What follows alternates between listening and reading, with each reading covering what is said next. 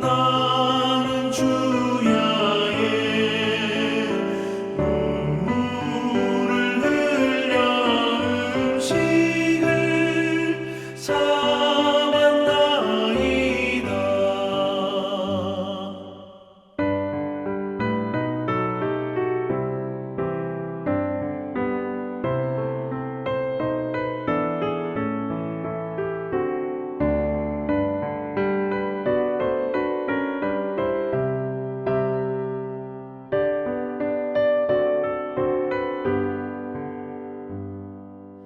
나는 머리 숙으려 한숨 지우니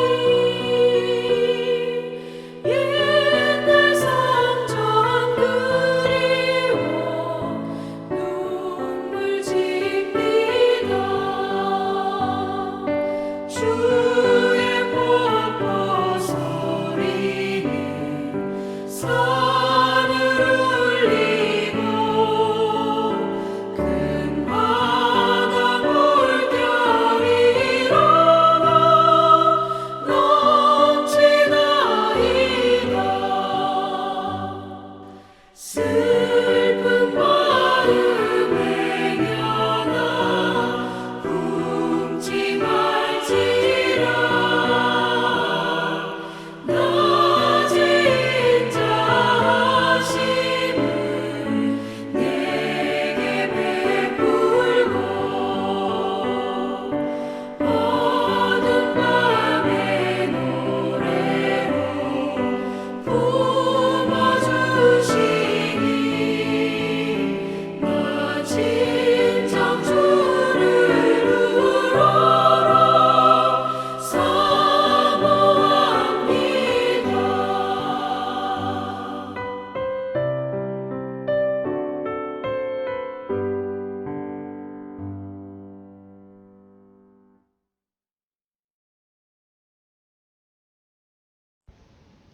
오늘 하나님 앞에 나오신 성도님들을 환영하고 축복합니다. 오늘 저희가 같이 보실 하나님 말씀은 이사야서 34장 말씀입니다. 제가 받들어 읽도록 하겠습니다. 열국이여 너희는 나와 들을지어다. 민족들이여 귀를 기울일지어다. 땅과 땅에 충만한 것 세계와 세계에서 나는 모든 것들이여 들을지어다. 대저 여호와께서 열방을 향하여 진노하시며 그들의 만군을 향하여 분내사 그들을 진멸하시며 살육당하게 하셨은즉 그 살육당한 자는 내던지바 되며 그 사체의 악취가 솟아오르고 그 피에 산들이 녹을 것이며 하늘의 만상이 사라지고 하늘들이 두루마리같이 말리되 그 만상의 쇠자나미 포도나무 잎이 마름 같고 무화과나무 잎이 마름 같으리라. 여호와의 칼이 하늘에서 족하게 마셨은즉 보라 이것이 에돔 위에 내리며 진멸하시기로 한 백성 위에 내려 그를 심판할 것이라. 여호와의 칼이 피 곧 어린 양과 염소의 피에 만족하고 기름 곧 숫양의 콩팥 기름으로 윤택하니 이는 여호와를 위한 희생이 보스라에 있고 큰 살육이 에돔 땅에 있음이라. 들소와 송아지와 숫소가 함께 도살장에 내려가니 그들의 땅이 피에 취하며 흙이 기름으로 윤택하리라. 이것은 여호와께서 보복하시는 날이요 시온의 송사를 위하여 신원하시는 해라. 에돔의 시내들은 변하여 역청이 되고 그 티끌은 유황이 되고 그 땅은 불붙는 역청이 되며 낮에나 밤에나 꺼지지 아니하고 그 연기가 끊임없이 떠오를 것이며 세세에 황무하여 그리로 지날 자가 영영이 없겠고 당아새와 고슴도치가 그 땅을 차지하며 부엉이와 까마귀가 거기서 살 것이라. 여호와께서 그 위에 혼란의 줄과 공허의 추를 들이우실 것인즉 그들이 국가를 이으려 하여 귀인들을 부르되 아무도 없겠고 그 모든 방백도 없게 될 것이요 그 궁궐에는 가시나무가 나며 그 견고한 나무에는 성에는 엉겅퀴와 새품이 자라서 승냥이의 굴과 타조의 처소가 될 것이니 들짐승이 이리와 만나며 수렴소가 그 동류를 부르며 올빼미가 거기서 살면서 쉬는 처소로 삼으며 부엉이가 거기에 깃들이고 알을 까 그 그늘에 모으며 솔개들도 각각 제 짝과 함께 거기에 모이리라. 너희는 여호와의 책에서 찾아 읽어보라. 이것들 가운데에서 빠진 것이 하나도 없고 제 짝이 없는 것이 없으리니 이는 여호와의 입이 이를 명령하셨고 그의 영이 이것들을 모으셨음이라. 여호와께서 그것들을 위하여 제비를 뽑으시며 그의 손으로 줄을 띄어 그 땅을 그것들에게 나눠 주셨으니 그들이 영원히 차지하며 대대로 거기에 살리라. 아멘. 네, 오늘 말씀은 그 마지막 때 심판을 그린 말씀입니다. 그러면서 에돔에 대해서, 특히 에돔을 타겟으로 삼아서 에돔을 하나님께서 아주 철저하게 멸하신다, 그런 말씀을 하시죠. 그러면서 그 땅은 완전히 황무지가 돼서 이 새들과 이 짐승들, 야생 짐승들의 보금자리가 될 거다. 다시는 에돔이 없을 거다. 그렇게 말씀하시면서 이 오늘 34장이 끝납니다. 그런 다음에 35장에는 뭐가 나오냐면요, 광야와 메마른 땅에, 사막에 벚꽃이 피고 그리고 무성하게 되어서 하나님의 영광을 보리라, 그런 말씀을 하십니다. 그러면서 35장에는 사막이 변하고 거기에 못이, 풀과 갈대가 나을 거고, 네, 그렇게 말씀하십니다. 그것도 마지막 때죠. 즉 34장은 만약에 이 하나님의 심판을, 마지막 때 하나님의 심판을 함축적으로 한꺼번에 얘기했다면 35장에는 마지막 때 하나님께서 하실 구원과 새 땅을 말씀하고 계시는 것입니다. 전에도 말씀드린 대로 이 이사야는 마지막 때 심판과 마지막 때 구원을 이렇게 함께 한꺼번에 얘기합니다. 자, 그렇게 반복해서 말씀을 하시는데, 근데 오늘 34장과 마지막 때 심판과 그리고 내일 볼 35장 마지막 때의 회복, 이게 최종본이라고 할 수 있습니다. 즉 이사야서에서 한 단락이랄까요? 단락이 끝나면서 하나님의 마지막 때에 대한 심판과 하지만 하나님의 마지막 때에 대한 회복을 말씀하시는 게 거의 어떻게 보면은 최종적인 버전, 최종적인 말씀이란 겁니다. 그리고 끝나요. 그리고 끝나면서 36장서부터는 뭐가 나오냐면 실제로 아수르가 남유다를 침공해 온 것, 그리고 이것을 이렇게 침공해 왔을 때 어떻게 해서 히스기야가 이 침공한 것을 하나님을 의지해서 이기는가, 이게 나옵니다. 즉 역사적인 이야기가 나오는 겁니다. 그 전까지는 36장까지는 우리가 잘 알다시피 이 선지서에 나오는 것처럼 예언과 그리고 묵시록과 그리고 시편과 이런 게 쭉 나왔어요. 그러다가 36장서부터 갑자기 기호가 바뀌는 겁니다. 이 역사에 대한 이야기로. 근데 36장 바로 전에 말씀이 바로 오늘 읽었던 34장과 35장. 34장은 심판에 대해서, 마지막 심판에 대해서, 35장은 마지막 회복에 대해서, 이렇게 된다는 겁니다. 그런 다음에 40장서부터 이사야서 끝장까지는 이제 또 다른 예언과 묵시록과 시편과 이런 게 또 시작을 한다는 거예요. 그리고 이 40장부터 시작하는 그 예언은 특히 예수 그리스도에 대해서 포커스가 많이 맞춰져 있습니다. 예수님이 대체 누군가, 그 모든 것을 새롭게 하실 하나님이 보내실 분이 대체 어떠한 분인가, 이거에 대해서 포커스가 많이 맞춰져 있어요. 그래서 이렇게 봤을 때 이사야서 1장부터 여태까지 쭉 왔던 거에 결론이 바로 34장과 오늘 34장과 35장이라고 할 수 있다는 것입니다. 그런 다음에 실질적으로 어떻게 아수르를 하나님을 믿음으로써 격퇴했는지, 이사야가 예언했던 대로 일어났는지, 그게 쭉 나오고, 그런 다음에 40장서부터 끝까지 이제 예수 그리스도와 그리고 묵시록에 대해서 다시 나오는 것입니다. 그래서 이사야서의 첫 번째 단락이라고 할까요? 1장부터 이 6장, 35장까지 이 한 단락을 마무리하는 장이 이 34장과 35장으로서, 즉 마지막 때에 있는 심판과 회복을 맨 최종적으로 보여주고 있다는 겁니다. 그래서 오늘 말씀을 보면은 요한계시록에 나오는 듯한 그러한 이미지가 계속 나옵니다. 사실 요한계시록은 이것을 참조했다고 할까요? 아니면 여기서 영감을 받아서 여기 이 이 34장의 모습을 좀 더 자세하게, 좀 더 디테일하게 보여준 게 요한계시록이라고 할 수도 있겠습니다. 34장에 보면은 열국이여 말을 들을지어다 민족들이여 땅과 땅에 충만한 것 세계와 세계에서 나는 모든 것이요. 네, 온 세상에 대한 것입니다. 인간뿐만 아니라 모든 것에 대한 하나님의 심판이죠. 그래서 하나님께서 특히 그 중에서 열국에 대해서 열방에 대해서 진노하실 거다. 어떻게 보면 이거는 함축적인 겁니다. 여러 가지 역사를 갖다가 그냥 한꺼번에 확 줄여버린 거죠. 줄여서 얘기하는 겁니다. 그래서 열방을 향하여 진노하시며 만군을 향하여서 분을 내실 거다. 즉 하나님께서는 열방을 향하여서 진노하신다. 죄 지은 세상을 향해서 하나님의 진노가 하늘에서부터 내려오나니 하고 로마서에 기록합니다. 하나님은 이 죄와 죄진 세상에 대해서 진노하시고 계시대요. 그게 로마서 1장에 나오는 내용입니다. 그래서 하나님의 진노가 하늘로부터 내려온다. 그렇게 기록을 해요. 로마서 1장에서. 함축적으로 얘기한 거죠. 오늘 34장, 이사야서 34장도 마찬가지로 하나님께서 온 열방에 대해서 분을 내시며 진노를 하신다. 네. 그게 함축적인 겁니다. 온 역사 속에서 하나님께서 이 죄된 세상에 대해서 진노하시고 이제 맨 끝에 가면은 그 세상을 심판하실 거다. 이 얘기를 하시고 계시는 것입니다. 그리고 그 심판은 무시무시한 거죠. 네. 무시무시하게 아주 가감 없이 아주 그냥 실질적으로 나옵니다.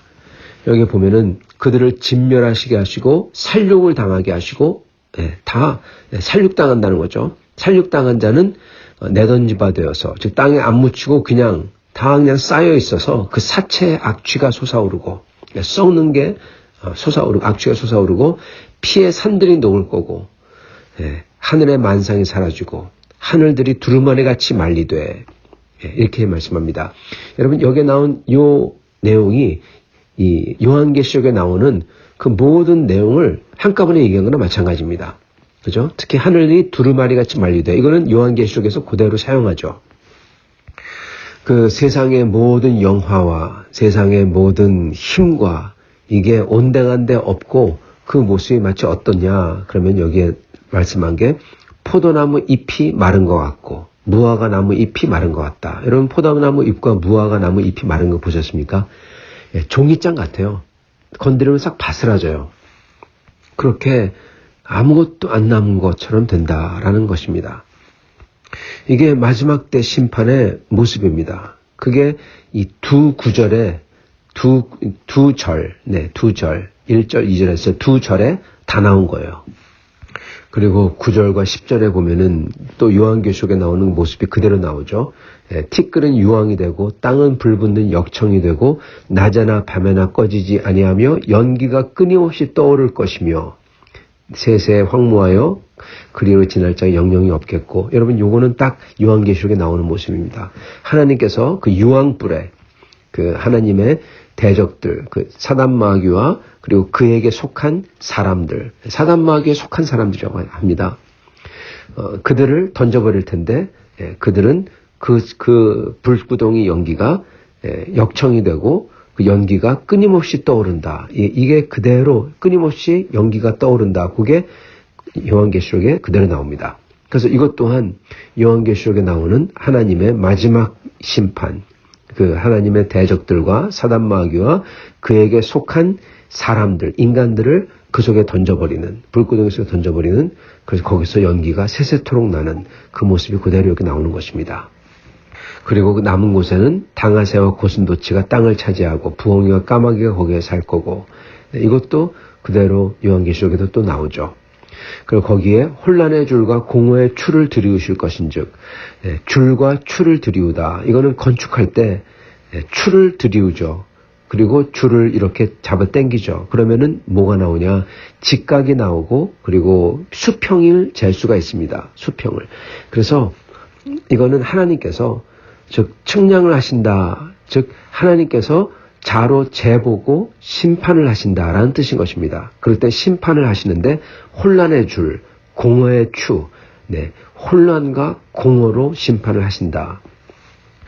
그래서 여기에 보면은 열국들, 만방, 모든 나라를 하나님께서 이렇게 심판하고 그리고 그 끔찍함은 이루 말할 수 없고 살육을 당하고 그리고 내던진 바 되고 그 시체들이 사체가 썩어서 악취가 솟아오르고 피가 산들이 잠길 정도로 쏟아내지고 그리고 이 만상의 쇠잔의 모든 것들이 전부 다 포도나무 잎이 마른같이 다 파사지는 열국이 그러한 심판을 받을 거다.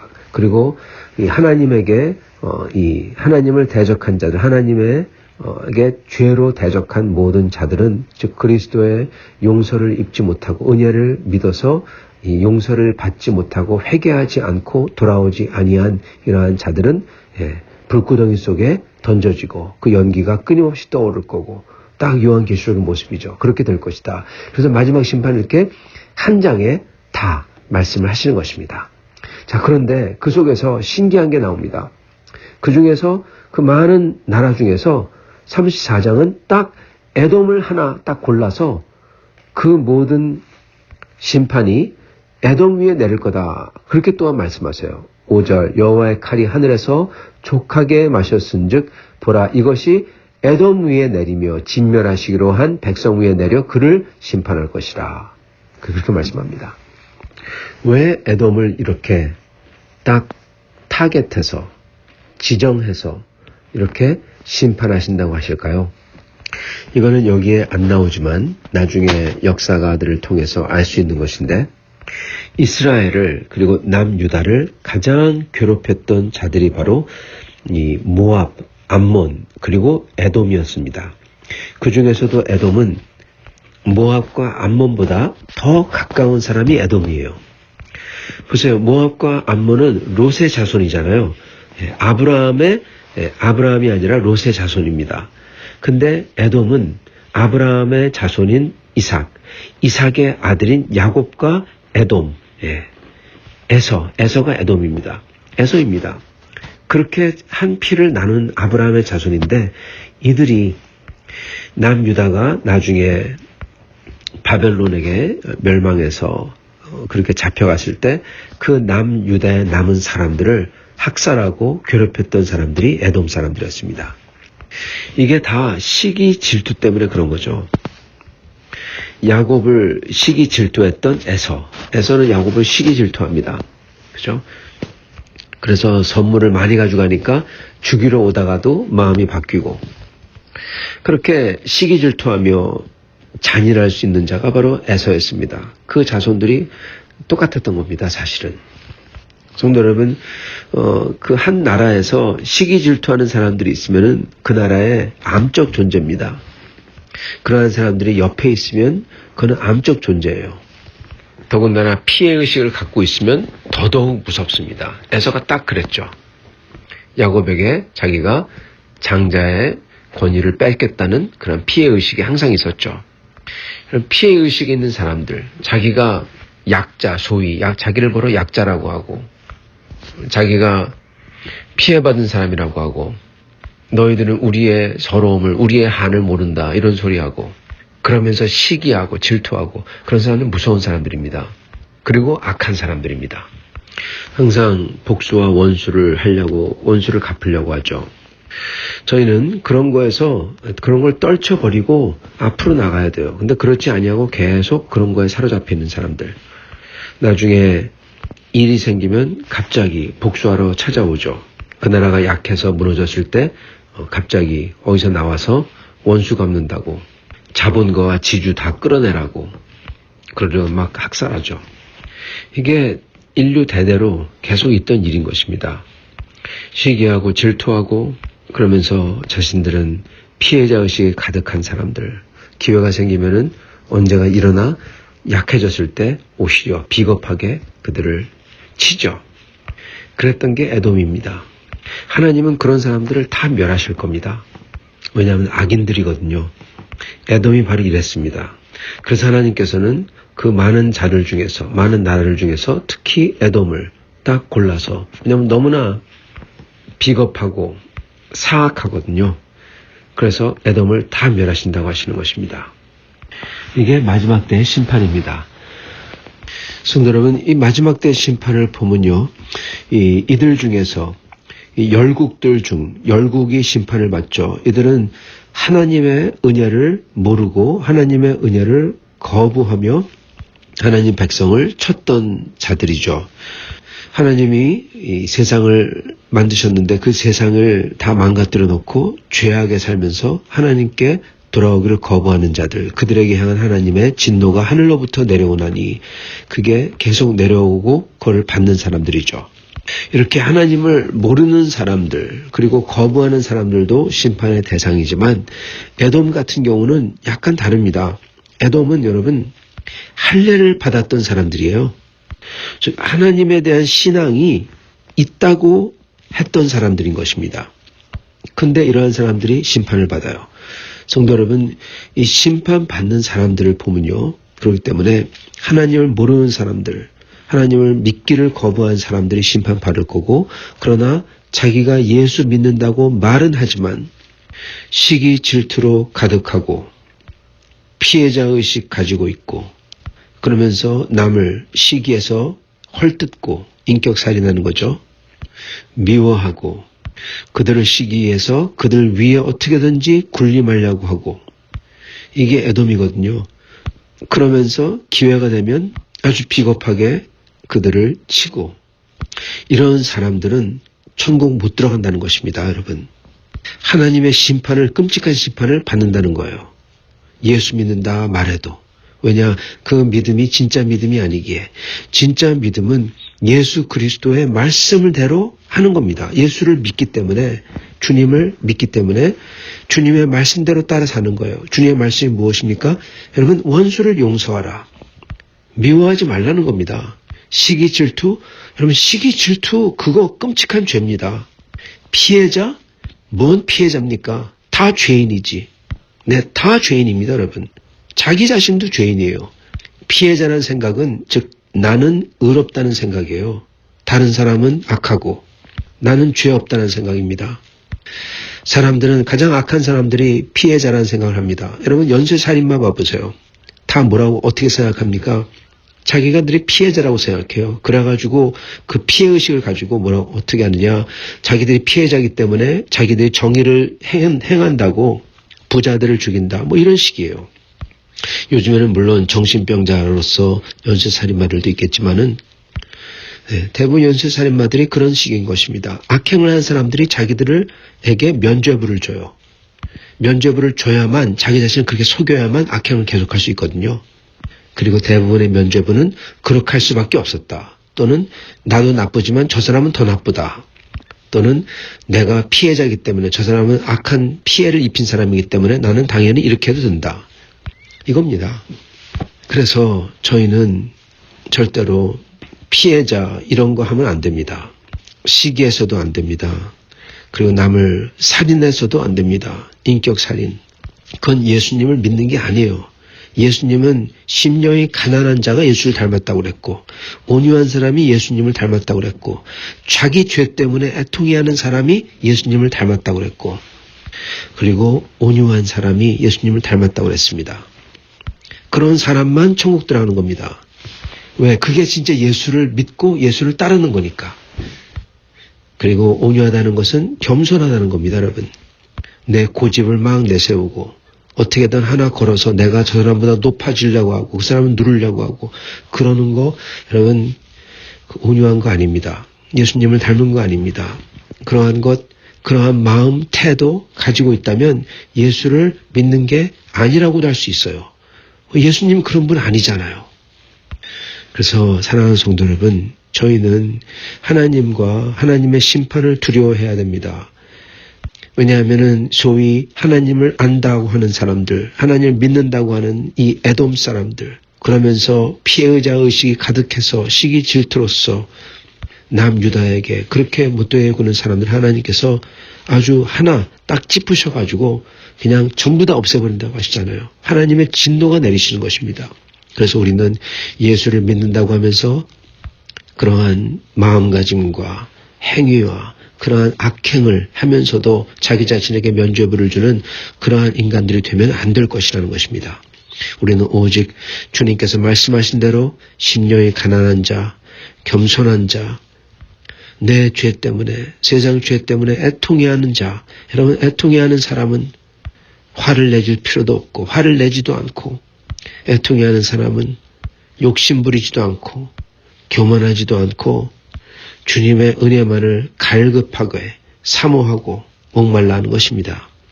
그러한 사람들로서 주님을 붙들며 주님을 닮아가는 여러분과 저가 될 수 있기를 간절히 축원합니다. 같이 기도하겠습니다.